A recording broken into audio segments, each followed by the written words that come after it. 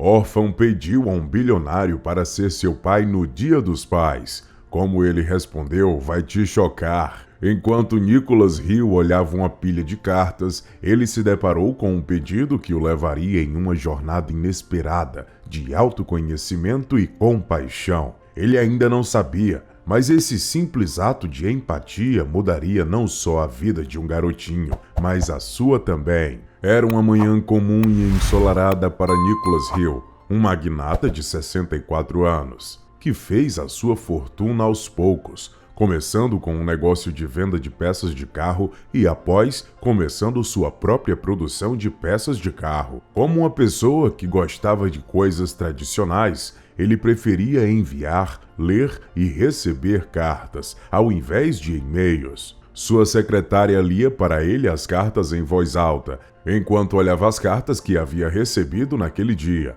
Uma que estava escrita à mão chamou a sua atenção. A carta era de Julius, um garoto de 8 anos que vivia no estado vizinho. Julius perguntava para Nicholas se ele estaria livre na próxima semana para fingir ser o pai dele no Dia dos Pais na escola. O menino explicou que havia achado o endereço de Nicholas em uma das fotos de sua falecida mãe. O magnata inicialmente disse para sua secretária que não estaria disponível no dia e que não tinha interesse em eventos de caridade em escolas de cidades pequenas. No entanto, a secretária o informou do recente falecimento da mãe de Julius e que ele não tinha outros parentes. Nicholas se sentiu incomodado com a informação. Ele mesmo tinha sofrido pela morte de sua esposa nos últimos 20 anos. Ele decidiu então ir ao evento escolar e instruiu sua secretária que escrevesse uma carta em resposta ao garoto. No Dia dos Pais, Nicholas escolheu seus assistentes e eles dirigiram por 3 horas até chegar à pequena cidade. Fundada em 1920, a cidade contava com prédios antigos e bairros modestos. Porém, a escola era mais moderna, limpa e organizada, com professores capacitados e gentis. Nicholas chegou acompanhado por um comboio de 3 carros de luxo, o que chamou a atenção de todos. Quando saíram do veículo, Nicholas e seus assistentes não tinham muita certeza de para onde ir ou o que fazer. Do meio dos alunos, Julius saiu correndo, gritando: "Meu pai está aqui!", indo em direção a Nicholas e abraçando sua cintura. O garotinho pegou a mão do homem e o levou até a sua sala de aula. Nicholas se sentou ao lado de Julius e observou enquanto o garoto fazia animado as suas lições. Cada aluno tinha o seu pai ao seu lado naquele dia. Quando chegou a hora do recreio, Julius abraçou Nicholas e agradeceu. Senhorita Myers, a professora, chamou Nicholas para uma conversa, dizendo a Julius que fosse brincar com os colegas. Ela informou que logo a assistência social finalizaria seus papéis e o garoto sairia da escola, sendo colocado para adoção em um orfanato. Até então, Julius vivia com a sua mãe, Liliana,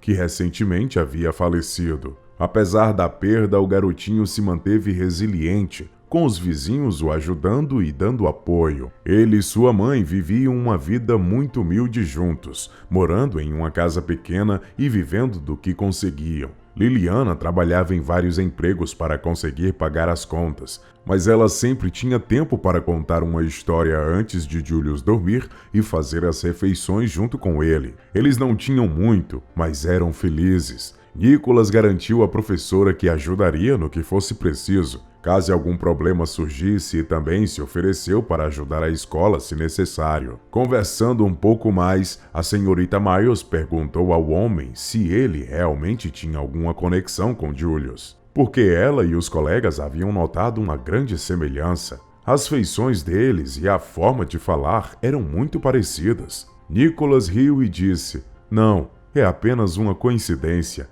Essa é a primeira vez que visito essa linda cidade e nunca ouvi falar de Liliana antes." Logo depois, Julius voltou para perto de Nicholas e perguntou se ele podia levá-lo para casa. Eles dirigiram até a casa de Julius, onde Nicholas o levou até a porta e disse: "Eu tenho algumas coisas para fazer agora. então preciso ir, mas você pode me ligar ou escrever para mim sempre que quiser.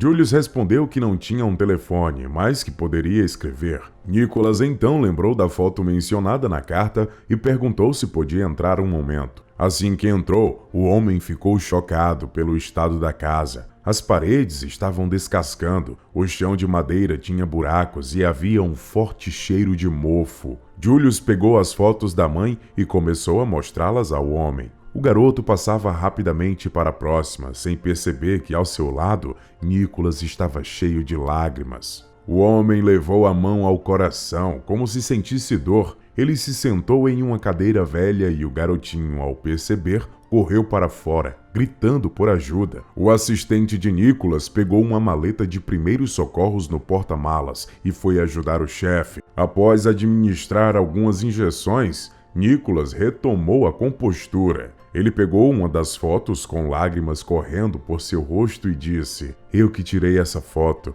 Ela parece feliz aqui." Julius olhou para o homem sem saber o que dizer. Eventualmente ele perguntou: "Você conhecia minha mãe?" Nicholas sorriu e disse: "Sim, ela é minha filha. Ela foi embora depois que minha esposa, a mãe dela, faleceu." O homem começou a contar sobre sua filha, Gisele, que aparentemente se tornou Liliana. Após o falecimento de sua mãe, Gisele caiu em uma depressão profunda. Ela culpou seu pai pela morte da mãe, acusando-o de não usar sua riqueza e influência para salvar a vida dela. Nicholas tentou dizer que ele tinha feito tudo em seu poder e que a morte de sua esposa fazia parte de algo maior. Mesmo assim, a relação dos dois foi se deteriorando dia após dia, até que Gisele saiu de casa sem dizer nenhuma palavra, deixando Nicholas de coração partido. Ele tentou procurar por ela, contratando até detetives particulares,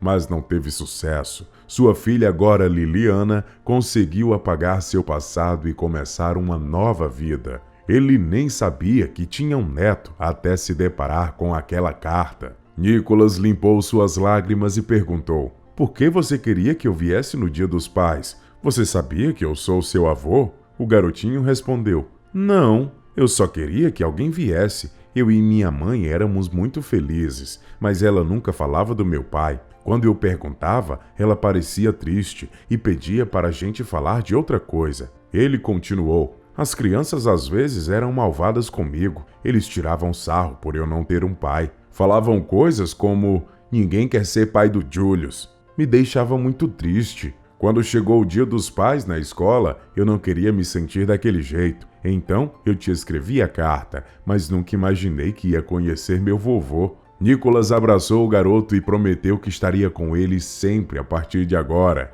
Ele instruiu seus assistentes para que entrassem em contato com o serviço social. Ele também pediu para avisar a escola que a partir de agora, Julius viveria com ele. Os assistentes começaram a fazer inúmeras ligações, reunindo as informações necessárias. Com a ajuda, Nicholas e Julius pegaram todos os pertences do garoto e colocaram no carro. Julius viveria agora com o avô. Na manhã seguinte, Nicholas se sentia feliz e realizado. Ele estava alegre de ver Julius sentado com ele à mesa, porém sua secretária lhe trouxe notícias preocupantes. Ela informou que a assistência social tinha parado o processo há uma semana, porque um homem se pronunciou como pai de Julius. O homem cedeu os documentos necessários e a assistência passou a guarda para ele de acordo com a lei. Porém, o homem, mesmo dizendo que pegaria Julius em sua casa, nunca apareceu. Essa informação deixou tanto Nicholas quanto Julius muito confusos.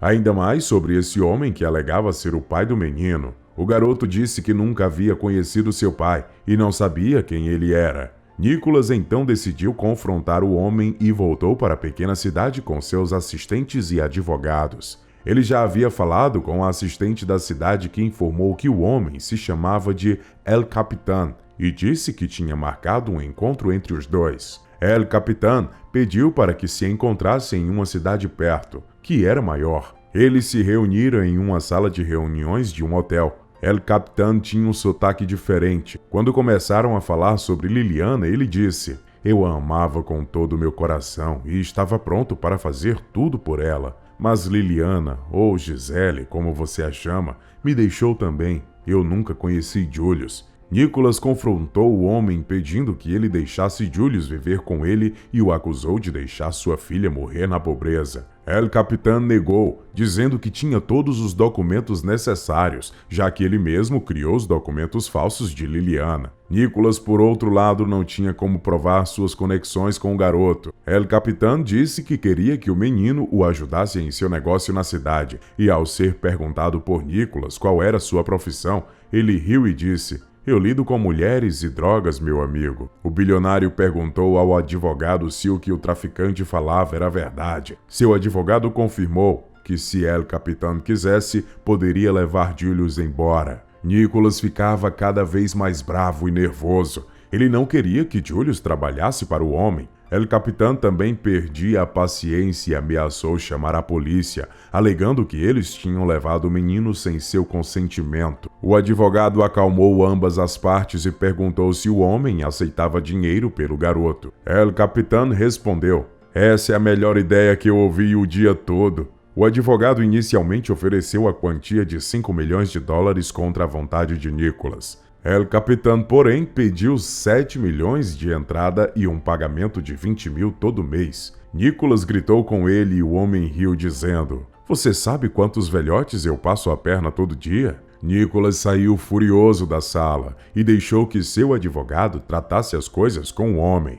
Depois de um tempo, o advogado saiu da sala e informou que El Capitan estava pedindo agora 12 milhões. Nicholas falou para o advogado que transferisse o dinheiro. Ele informou que El Capitan queria o dinheiro em notas, mas que ele tinha uma ideia melhor. No dia seguinte, eles pegaram o dinheiro e foram até a casa luxuosa de El Capitan, que estava cercada de mulheres. Eles lhe deram uma maleta de dinheiro e o traficante lhes deu uma carta assinada, que transferia todos os direitos paternos sobre Julius para Nicholas. Eles foram embora e El Capitan começou a contar as notas, mas não demorou muito até a polícia chegar e prendê-lo por tráfico humano. O advogado tinha gravado todas as conversas que tiveram e entrou em contato com amigos da polícia para combinar a prisão. Eles então apresentaram depois todas as evidências na corte, provando que El Capitan não tinha real interesse em ser uma figura paterna para Julius. Com todas as alegações, o juiz concedeu a guarda de Julius para Nicholas,